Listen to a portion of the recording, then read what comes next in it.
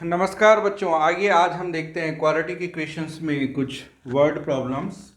इसमें से हमने बहुत सारे करे हुए हैं, कुछ सम्स को आज मैं ले रहा हूँ। तो स्टैंडर्ड क्वाड्रेटिक इक्वेशन है जी ax square plus B x plus C equals zero की आपको पहले से ही पता है कि इसमें से ए बी सी कॉन्स्टेंट है, x is a variable with power 2 और डिग्री 2। तो अब जो मैं पहला क्वेश्चन ले रहा हूँ इसमें है कि एक मोटर बोट है ना, जो कि स्ट्रीम के साथ और स्ट्रीम के अपोजिट डायरेक्शन में 10 किलोमीटर चलने में इसको टोटल कितना टाइम लग जाता है? 55 minute. Total time taken 55 minute, यानी कि क्या हो जाएगा? 55/60 आर। इसको आप घंटे में बदल दो 60 से डिवाइड करके। तो इसका दे रखा है स्टिल वाटर, मतलब शांत जल में जो इसकी चाल है वो है 22 किलोमीटर पर आवर। तो हम कंसीडर करते हैं कि स्पीड ऑफ द स्ट्रीम भी x kilometre per hour. So down stream speed में क्या होगा बच्चे? जो बोट की चाल है उसमें स्ट्रीम की चाल भी ऐड हो जाएगी, तो 22 plus x kilometre per our and upstream speed 22 minus x kilometre per our. Upstream ये सोचो, आप इधर जा रहे हो तो वो आपका अपोज करेगा। सो 22 minus x kilometre per our. अब इस लेक की जो इन्होंने लेंथ दे रखी है वो 10 किलोमीटर है। 10 किलोमीटर बंदा जा रहा है नाव से, फिर 10 किलोमीटर वापस आ रहा है, तो उसको टोटल टाइम लगता है 55 मिनट, यानी कि 55/60 आवर। ठीक है बच्चे?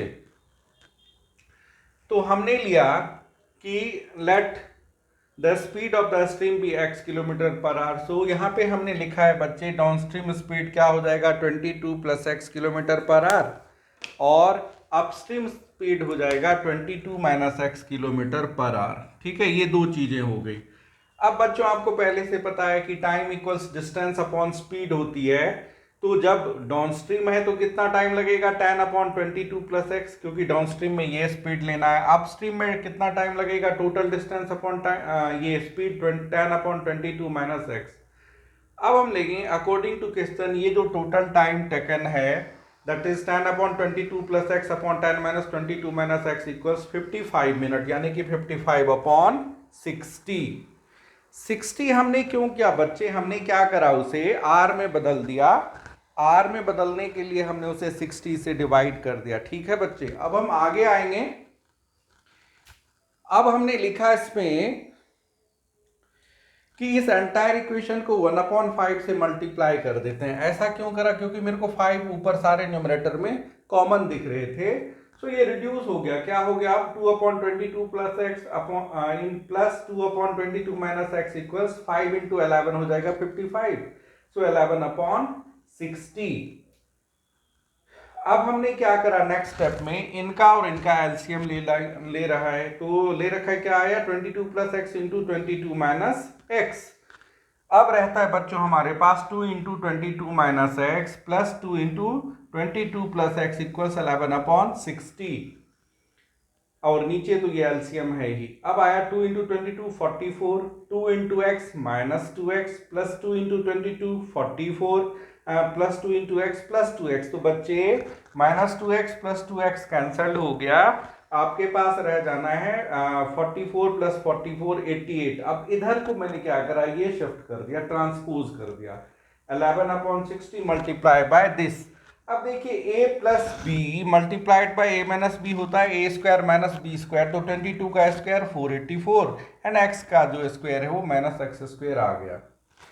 In the very next step हमने क्या करा, 11/60 को राइट में शिफ्ट करा है। तो 88 ये 44 प्लस 44 88 इंटू 60/11 इक्वल्स ये रह गया आपका 484 माइनस एक्स स्क्वायर। 11 से 11 8 जा 88। अब रहता है 8 इंटू 60, 8 6 जा 48, यानी 480, और ये प्लस 484 इधर आके हो गया minus 484 equals minus x square, यानी कि -4 इक्वल्स माइनस एक्स स्क्वायर, और x equals plus minus 2 kilometre per our. लेकिन स्ट्रीम को हम कभी माइनस नहीं लेंगे, तो हमने x कंसीडर करा 2 किलोमीटर पर आवर, यानी स्पीड ऑफ द वाटर, मतलब उसमें जो स्ट्रीम की स्पीड हो गई वो हो गया हमारा 2 किलोमीटर पर आवर। आइए बच्चों हम नेक्स्ट क्वेश्चन पे आते हैं। इसमें दे रखा था एक राइट एंगल ट्राइंगल है जिसका कि हाइपोटेनस 3√10 है।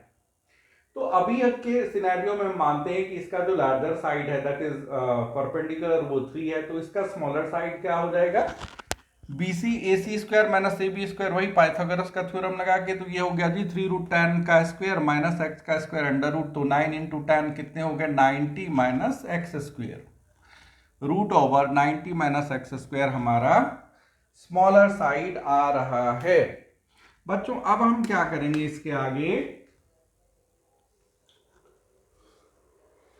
कह रहा था कि अगर स्मॉलर साइड को 3 टाइम कर दें यानी 3 इंटू 90 माइनस एक्स स्क्वायर हो जाएगा स्मॉलर साइड, और लार्जर साइड को 2 गुना कर दें यानी 2 इंटू एक्स, तो जो हाइपोटेनस होगा वो 9 रूट 5 हो जा रहा है। Okay 9 root 5। अब हमने ऐसा लिख करके फिर से पाइथागोरस थ्योरम लगा दिया कि p square plus b square equals h square, तो 3 इंटू 90 माइनस एक्स स्क्वायर का होल स्क्वायर प्लस 2x का whole square equals 9 root 5 whole square. क्यों बच्चे, क्योंकि p square plus b square equals h square होता है।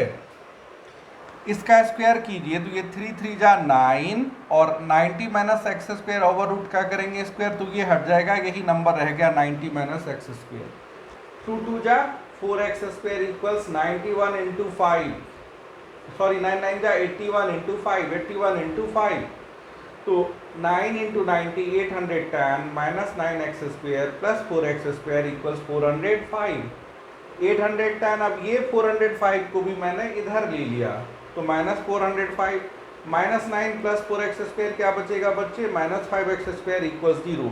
अब 810 माइनस 405 करोगे तो आपको मिलना है 405 इक्वल्स 5x स्क्वायर। क्या करा हमने इस स्टेप में, माइनस 5x स्क्वायर को राइट शिफ्ट कर दिया, यानी कि x square equals 405 divided by 5, तो x स्क्वायर हो गया हमारे पास 81, so x equals plus minus root 9, so x को हमने माइनस 9 छोड़ के प्लस 9 कंसीडर कर लिया, सो स्मॉलर साइड हो जाएगा बच्चे इसमें 90 minus root over x square, 90 minus 9 का स्क्वायर, 90 माइनस 81 यानी कि रूट ओवर 9, तो हो गया हमारा 3। So the sides of the triangle are 9 centimetre and 3 centimetre, 9 centimetre और 3 सेंटीमीटर के इनके साइड हो गए। बच्चों अब कुछ इसी में हम सम्स लेंगे, एज से रिलेटेड सम्स लेंगे, तो हमारी आपसे हम्बल रिक्वेस्ट होगी कि आप हमारे साथ सेशन में बने रहें। हम कुछ और चुनिंदा सम्स को लेते हैं, उम्मीद करते हैं कि ये सेशन आपके लिए बहुत ही ज़्यादा बेनिफिशियल हो और आपके 100% स्कोर को अचीव करने में हेल्प करे। तो बच्चों जैसा कि ऊपर लिखा हुआ है, स्टैंडर्ड क्वाड्रेटिक इक्वेशन क्या होता है, ax square plus B x plus c. अब डिस्क्रिमिनांट d होता है G B square minus 4ac, उसमें से 2 रूट्स अल्फा एंड बीटा होता है, तो अल्फा कैसे निकलता है, minus b plus under root d upon 2a, और बीटा कैसे निकलता है जी minus b minus root d upon 2a, जहाँ अल्फा और बीटा क्या है, 2 रूट्स हैं। तो आइए हम क्वाड्रेटिक इक्वेशन में एज वाला सम लेते हैं। लिखा हुआ है 1 year ago a man was 8 times old age his son, मतलब 1 साल पहले एक आदमी अपने बेटे की उम्र का 8 गुना था। Right now his age is equal to the square of his son's age, find their present age. अभी उनका एज उनके बेटे के एज के स्क्वायर के बराबर है। तो मैं इस क्वेश्चन में एज्यूम करूंगा let son's age be x, तो फादर्स एज कितना है उसका, उसके स्क्वायर के बराबर है। और कह रहा है कि आज से 1 साल पहले 1 year ago a man was 8 times age old his सन।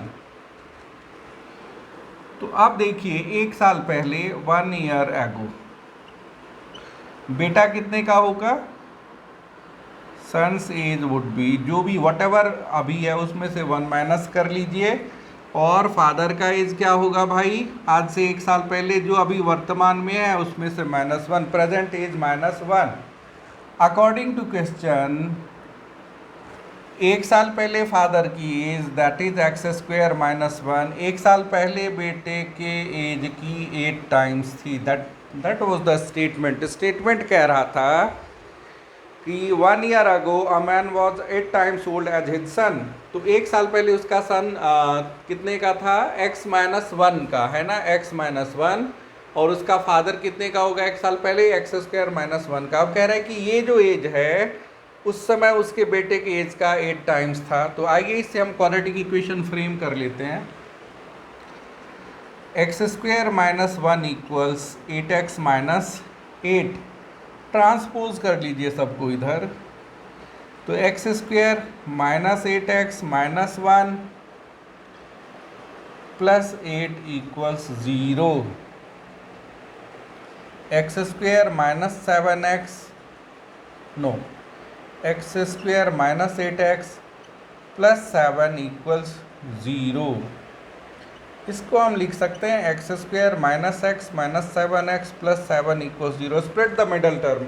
हमने 8x के 2 टुकड़े करे सो दैट मल्टीप्लाई करने पर प्लस 7 आ जाए और क्लब करने पे -8x ही रहे। तो -x - 7x हो जाएगा बच्चे -8x, and -1 into -7 would be +7। अब इन दो टर्म में आपके पास क्या कॉमन होगा बच्चे, x इंटू x - 1, यहाँ पे -7 कॉमन है, x - 1 equals 0। That is x - 1 into x - 7 equals 0।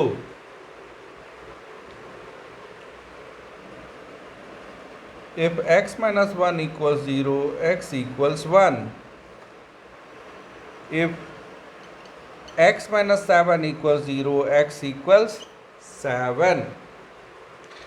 अब हम एज में पुटअप करके लेंगे। अगर उसके बच्चे का उम्र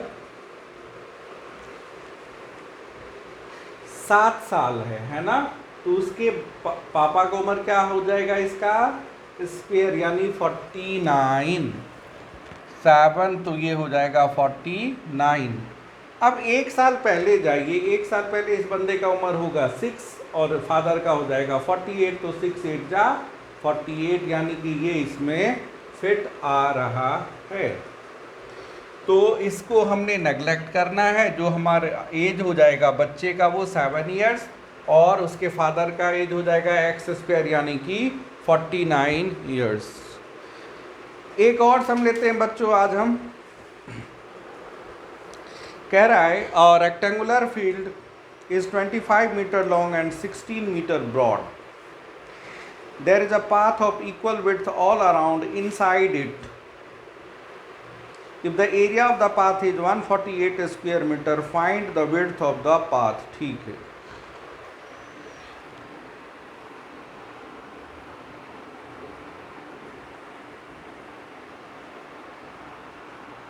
ABCD 25 मीटर का ये है जी, और 16 मीटर की इसकी विड्थ है। इसके अंदर में इक्वल विड्थ की एक पाथ बनी हुई है।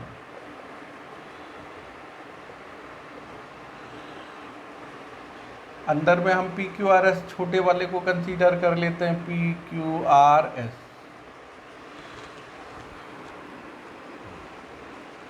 कैपिटल L कितना है हम पे 25 मीटर, कैपिटल B 16 मीटर। अगर जो बच्चे हम इसके पाथ को x मीटर एज्यूम कर लें कि चारों ओर जो पाथ बनी हुई है उस पट्टी की चौड़ाई x मीटर है, मेरा मतलब है कि ये जो विड्थ देख रहे हो आप, ये हर तरफ इक्वल विड्थ वाला है, x है, ये भी x है, ये भी x है। तो इंटरनल लेंथ क्या हो जाएगा, दोनों तरफ ये कट जाएगा x x, यानी 25 - 2x, और अंदर वाले छोटे वाले रेक्टेंगल की ब्रेड्थ भी ऐसे ही 16 - 2x हो जाएगी। अब कह रहा है कि इस पाथ का जो टोटल एरिया है वो 148 मीटर स्क्वायर है।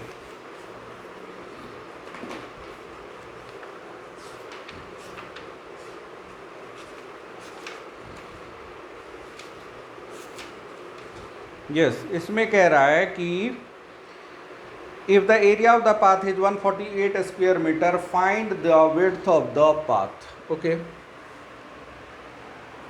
एरिया ऑफ पाथ बच्चों सॉरी कैसे निकाल सकते हैं, लार्जर एरिया में से स्मॉलर एरिया, जो बड़ा वाला रेक्टेंगल है उसके एरिया में से छोटे वाले रेक्टेंगल की एरिया माइनस कर दो, you will get area of the path.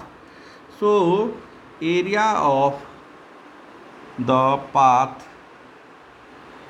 Equals area of larger rectangle ABCD minus area of PQRS।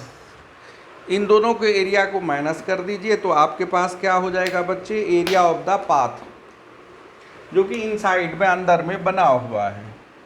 अब ये हम पे गिवन है 148 इक्वल्स एरिया ऑफ ABCD, बड़े वाले का L इंटू बी, छोटे वाले का जी L इंटू बी, यानी कि 148 इक्वल्स 25 इंटू 16 माइनस, अब देखिए इसका जो लेंथ है छोटे वाले का वो है 25 माइनस 2x और ब्रेड्थ है 16 माइनस 2x, यानी कि 148 इक्वल्स 25 16 जा 400 minus 400 minus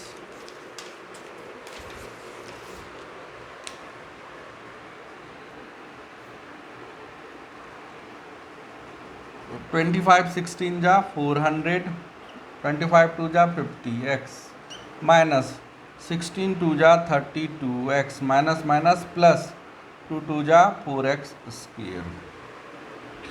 so 148 equals 400 minus 400 minus 50x minus 32x हो गए जी माइनस 82x और माइनस माइनस प्लस, तो ये होगा जी प्लस 82x और प्लस माइनस माइनस तो माइनस 4x स्क्वायर। ठीक है बच्चों, हमने क्या करा 50 और 32 को ऐड करा माइनस 82, लेकिन बाहर माइनस का साइन है सो प्लस 82 आ गया, plus 400 into minus minus 400 plus 4x square into minus minus 4x square.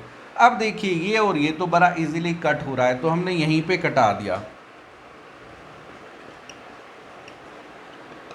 अब हम इन सबको इधर ले आए बच्चों तो क्या होगा, पहले सब में 4 कॉमन दिख रहा है, नहीं, अब इन 2 कॉमन दिख रहा है तो हम हाफ से कर देते हैं और इधर ले आते हैं। क्या रह जाना है 2 2 जा x स्क्वायर यानी कि 2x square plus minus 41x plus 148 का आधा क्या हो जाएगा जी 74 इक्वल्स 0। आपके पास आ गया 2x square minus 41x plus 74 equals 0। तो बच्चों इसमें हम क्या करेंगे, डिस्क्रिमिनेंट निकाल लेते हैं। Discriminant d equals b square minus 4ac, या एक दूसरा और तरीका होता है कि इस दोनों को आप मल्टीप्लाई कर दें 148 और इसका pf निकाल दीजिए, 2 7 जा 2 4 जा 237 जाए, यहीं पे 37 और 4 मिलके आपका हो जाएगा, क्या हो गया 2x square minus 4x minus 37x plus 74 equals 0। 2x common ले लेंगे तो x माइनस 2 माइनस 37 कॉमन ले लीजिए तो x माइनस 2 इक्वल्स 0। तो जी x minus 2 into 2x minus 37 equals 0 कब पॉसिबल है, या तो x इक्वल्स 2 मिले हमारे को या x इक्वल्स माइनस 37 अपॉन 2, तो ये तो नहीं प्लस 37 अपॉन 2, इसको हम नलीफाई कर देंगे। सो x इक्वल्स 2, यानी width of the road equals 2 metre. इसके चारों ओर जो रोड बना हुआ है इस पट्टी की चौड़ाई हो जाएगी 2 मीटर। बच्चे इसमें गिवन था कि एक रेक्टेंगुलर प्लॉट है जो 25 मीटर लंबी और 16 मीटर की चौड़ाई है, ब्रेड्थ है, इसके अंदर इनर साइड में all around by equal width की एक रोड बनी हुई है चारों ओर इस तरह से, जिसकी जो एरिया है 148 मीटर स्क्वायर है। तो मैंने मान लिया कि इस विड्थ की जो चौड़ाई है वो x है, तो अंदर वाले रेक्टेंगल का लेंथ हो जाएगा 25 माइनस 2x, ब्रेड्थ हो जाएगा 16 माइनस 2x। बच्चों जब हम इस बड़े वाले रेक्टेंगल में से छोटे वाले रेक्टेंगल की एरिया कटा देंगे तो एरिया ऑफ द पाथ निकल के आता है। तो 148 equals area of larger rectangle minus area of smaller rectangle.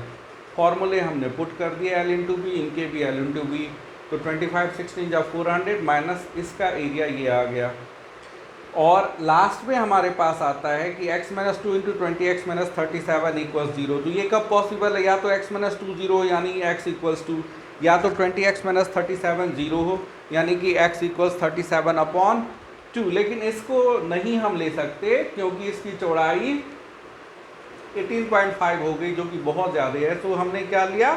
x is equals to 2।